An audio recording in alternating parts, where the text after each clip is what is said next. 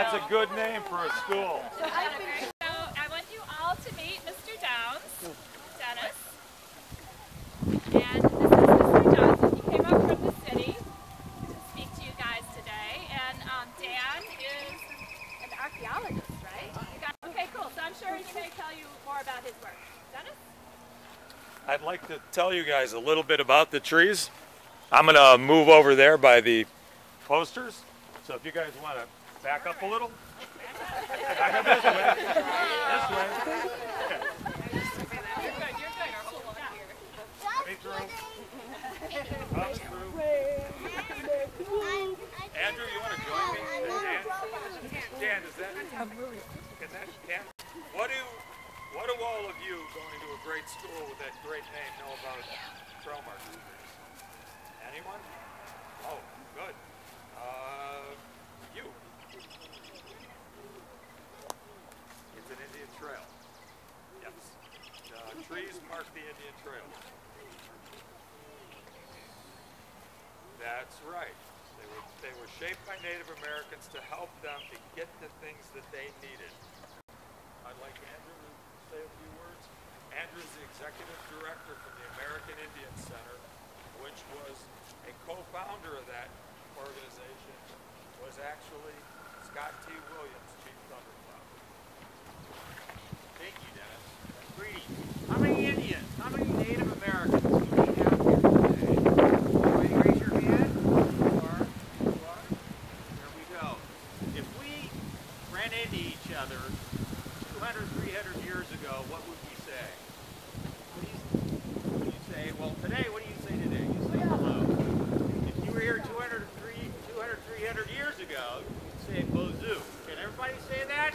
Bozu. So that's hello in Potawatomi, the nation that was here in the Chicago area, in this area 300 years ago. Why should you be so happy that you're here in Highland Park now, down in a little bit south? Yes. Well, it's even a little more personal than that. What did they call that originally? What was the Potawatomi name that they turned into the name of the big city down there? Yep.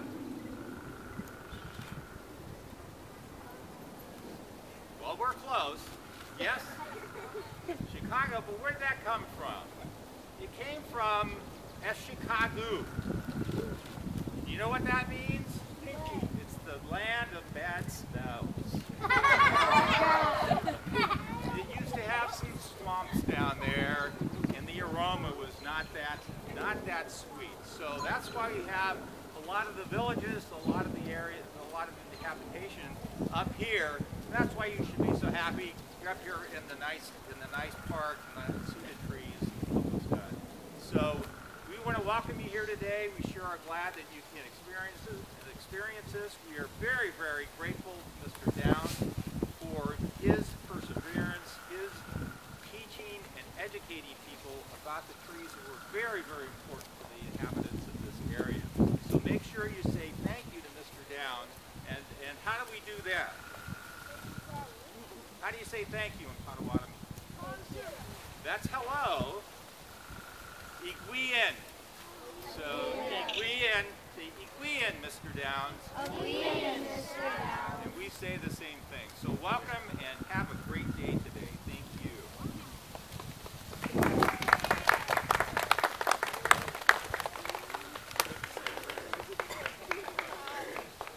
I'd like you all to meet Francis. He actually grew up on this property and was able as a young child to actually sit on the trail marker tree that we are now replacing. Native Americans have lived here for thousands of years, okay?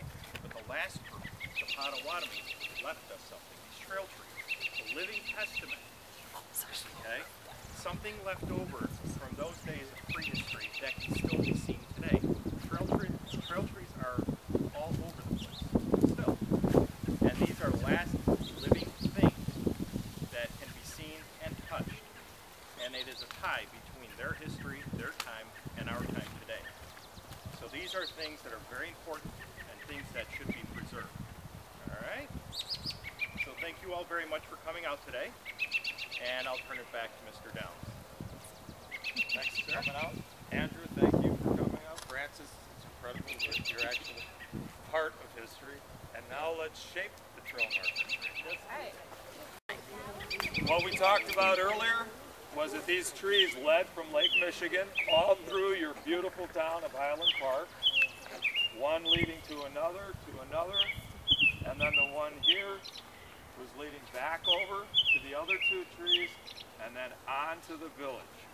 So what we're doing is we're going to represent one of those trees. Dan, could you give me a hand for a second? And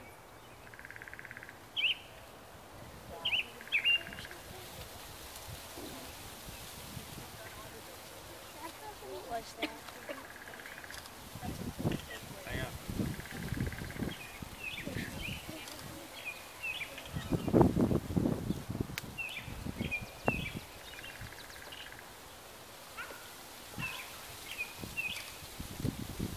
So that's what they would do.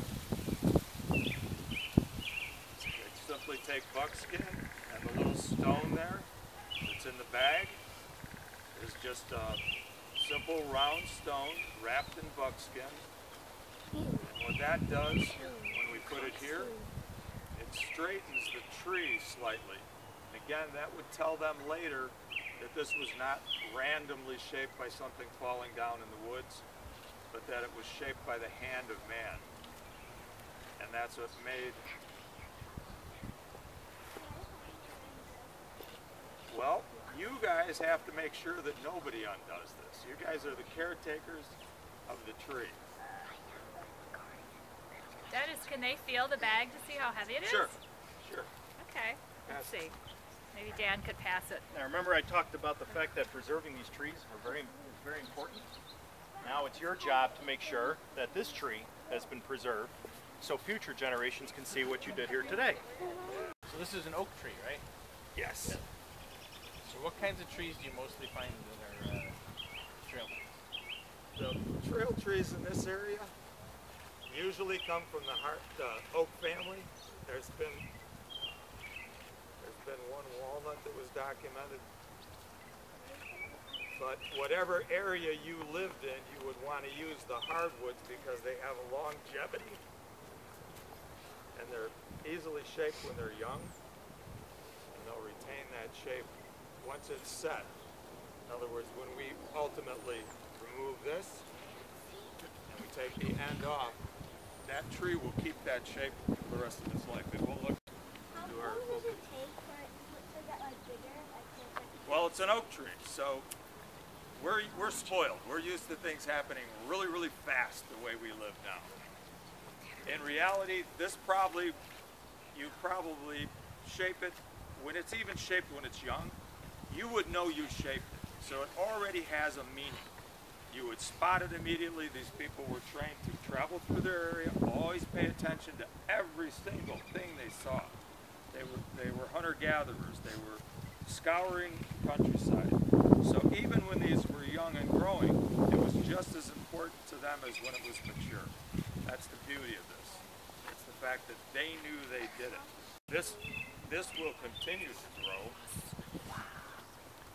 hundreds of years. So when you're my age, you can come back here, all of you, and you can say you watched this man shape the tree, and you had Francis here, who actually was on a trail marker tree. That's incredible. It's history repeating itself. Like Andrew and me have discussed, me being able to work with Hilda, Chief Thundercloud's daughter, and do this in other states. When we know her father worked with Mr. Jansen, it's history repeating itself, and it's involving everybody. Anybody have any questions? Oh, there's some Sunglasses. What's your question? Like when they wanted to get some principles, how did they really actually know where they were going? That's the reason. First of all, they had foot trails. Andrew, would you like to say something? It's part of knowing where you live and knowing the land around you, that if I wanted to go for water, where would I go? There you go. So I know it's over that way. I would know that there are other streams and ponds and things that I could get. And as part of what I would learn from my parents and from my grandparents and living in this area. So you're very familiar with your neighborhood, with where people live. Do you have to look at a map or to figure out where you're going? You know, because you've been taught. And that's what many of the natives here in the area, they knew the land, they were part of the land, and so that's how they knew where to go. And what would help though are these trees to make sure that they are on the right track and going to the right place. Blackhawks? How much more years would it take to grow up to do that? Oh, that tree over there is about 250 years old. The plaque at that tree with Hilda next to it was put there in 1917. They recognized that tree's importance, and it was already full grown. Since you're a Hawks fan, did you watch the game last night?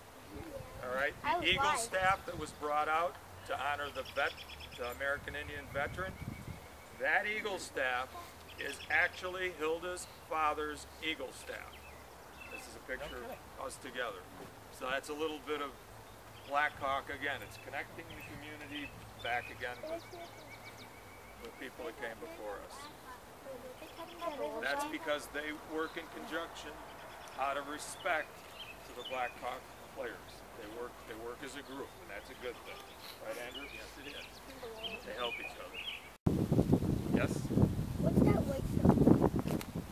The white stuff? I'm sorry, I should have explained that to you guys.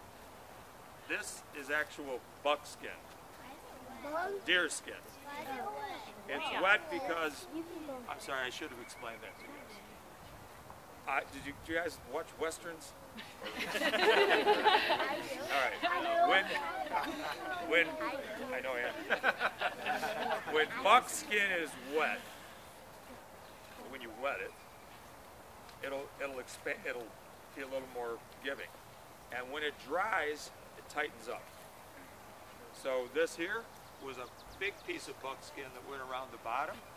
I put it on wet, and then I tie the wet buckskin around it, and then that snugs up. So these will last for an incredibly long time. The point is, buckskin was universal.